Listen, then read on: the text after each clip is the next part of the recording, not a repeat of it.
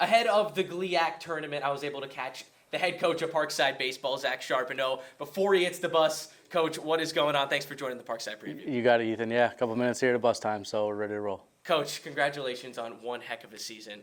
You increased most of your win totals in every category. First 21 season since 2006, most GLIAC wins ever, just with your second year here with Parkside. So before we get into it, just want to say congratulations. Thank you. Appreciate that. So let's get into it a little bit. Of course, this team had a ton of success, and I want to get into all of it, but I'll start with one specific aspect, and it's every time you called the number 13, Leo Berger, he delivered for this team. And just as a freshman, I mean, someone who was second in the conference in saves with 5 of them. He even got a start a couple of times. He was pumping gas all season long. What impressed you so much about Leo Berger? Leo is dominant. He was dominant, when given the opportunity, and we really tried to use him in the right situations, leverage spots, to be able to close games out, or right that time when we needed a good start. So to get us to a series win. So Leo worked his butt off, coming into this year as a freshman, and did everything that we asked of him, and even more. So as a total, you had 20 freshmen and 5 transfers. And a lot of those guys played significant innings all season long. But as an overall impact in terms of just a culture change in this program, how much of an impact do you think those 25 players really made? Yeah, it's the players and the work that they put into this season, and the care, and the care for each other, the care for what they're doing. Some of the belief in the coaching staff and the buy-in, and I think we saw some of those rewards because of those things, and it's awesome. But also we still have plenty of opportunities where we felt like we should have won a couple more. So, but yeah, really excited about all of our guys, even our returners too. They did a tremendous job this year. Coach, just hearing all this stuff and, being able to speak this out loud, this culture change that you've been able to be a part of and be at the helm of, all these wins that this program has been able to accumulate. What has this meant to you to been able to do this so early on in your tenure here with Parkside in just year 2? It's not easy, This is not easy. Winning's not easy. Any of it. Handling the losses is not easy. Not easy for anybody in our program. So, just the appreciation of being able to take that aerial view of accomplishing what we have up to this point of this year has been great.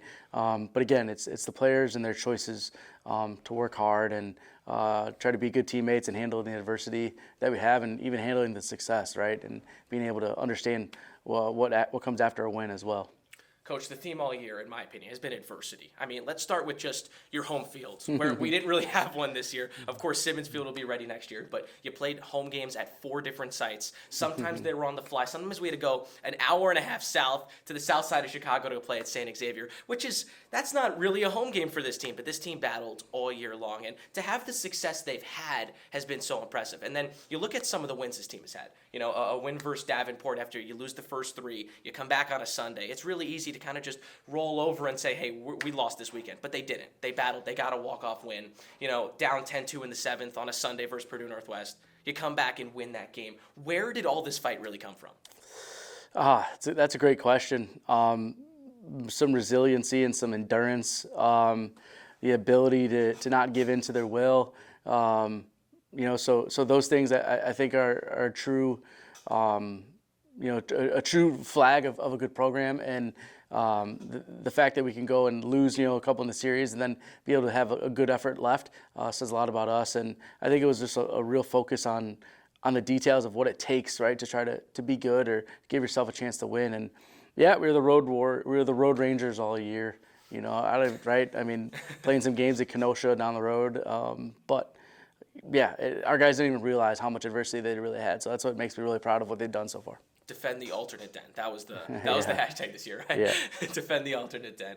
Coach, before I let you go, and I know you got a bus to catch, you got the GLIAC tournament. You're about to head there. You got Grand Valley State Game 1. This is a team rolling in hot, and this is a really good conference. We've talked about it before, just maybe off camera, but this is a conference where you don't really get any breaks. All 6 teams in this conference are competitive and can beat anyone on any given night. Yeah. So what is the key to having a successful tournament over in Lansing?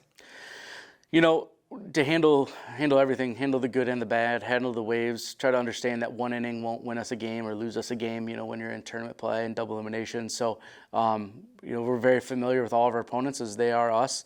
So, the best team is going to come out there and win, and, we're just going to try to do the little things right to put ourselves in positions to win it at the end. So, yeah, really excited because, everybody knows everybody up to this point in the GLIAC. Coach, best of luck. Thank you. Looking forward to it.